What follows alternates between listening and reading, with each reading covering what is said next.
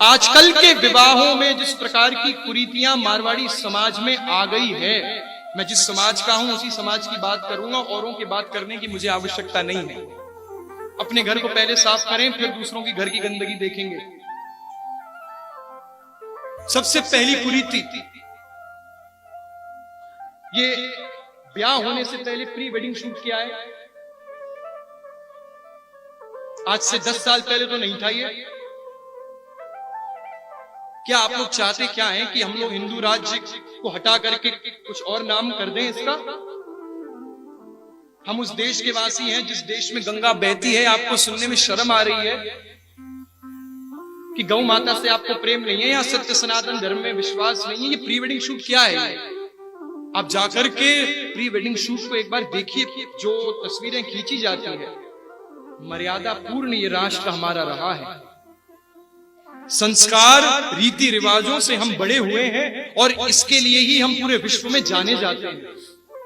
ये सारा विश्व हमें इसीलिए प्रणाम करता है क्योंकि ये भारत राष्ट्र उत्सवों की मर्यादा की धरती है। जो मारवाड़ी समाज अपने विवाह में प्री वेडिंग शूट ला करके एकदम बेकार कर रहा है, मैं इसका घनघोर विरोध करता हूं। पहली चीज। दूसरी, ये आजकल के जो जिन पे ज्यादा धन आ गया है ना, उनके साथ होती भी गति वैसी ही है। प्रेम से बोलो। जैसे ज्यादा मसाला सब्जी को खराब कर देती है, जैसे ज्यादा पानी भरोगे बाल्टी में तो बह ही जाएगा।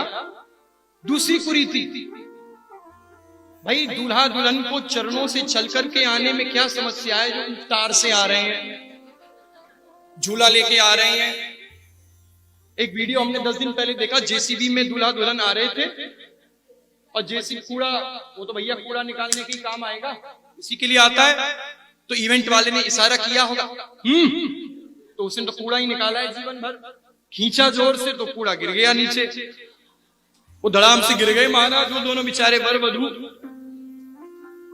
धड़ाम से गिरे एकदम, जैसे कूड़ा गिरता है ना। आपको वीडियो देखो फेसबुक में, क्या जरूरत थी इतना करने की? ये कहां से आ रहा है? ये न जाने हमारे राष्ट्र में, हमारे सनातन धर्म में, हमारी रीतियों में ये सब थे ही नहीं महाराज। कहां से आ गए? ये ऊपर से आना और नीचे गिरना एकदम बेकार है। ये सब इसका तीसरी बात,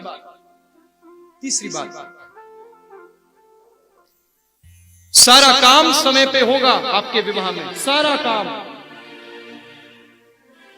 केवल फेरे ही समय पे नहीं लिए जाएंगे। पंडित जी, अरे यजमान जी आ जाइए फेरे का। अरे महाराज रुकिए, अभी फोटो हो रहा है, फोटो होगा। अरे अभी रुकिए ना पंडित जी, जल्दी क्यों कर रहे हैं आप? आराम से अपन करेंगे। फोटो खिंचा लिया, भोजन करा लिया। फेरे अगर गलत समय पे लगेंगे तो ब्याह होने के बाद चौका अलग बहुत जल्दी बन जाएगा। फेरे गलत समय पे लगाओगे तो ब्याह होने के बाद 4 महीने, 6 महीने, 10 महीने, 2 साल तलाक निश्चित है।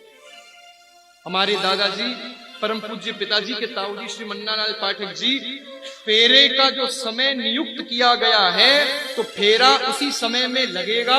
अगर आप उस फेरे के समय पर विलंब आ रहे हैं तो हमारे पिताजी ने ही फेरे करवाए हैं, हमारे ताऊजी तो चले जाते थे। प्रेम से बोलो, ये सत्य बात है। पिताजी बैठे हैं, मैं जब उतरूंगा आप पूछ लीजिएगा। सब काम समय पे हो रहा है, फोटो खींचे जा रहे हैं सारे महाराज। हाँ, वो बेचारे पंडित जी वहां पर फेरे और अग्निदेव को लगा करके वो बैठे हैं ताकि इन्हीं का कल्याण हो, मैं शुभ मुहूर्त में करूं। लेकिन वो अरे तो ये सारी चीजें, प्री वेडिंग शूट, तारों से चल के, भाई सीधा सीधा आदमी आ जाए चरणों से चल करके, लेकिन बंदरों की तरह आना है। ये सब चीजें होती नहीं थी हमारे यहाँ।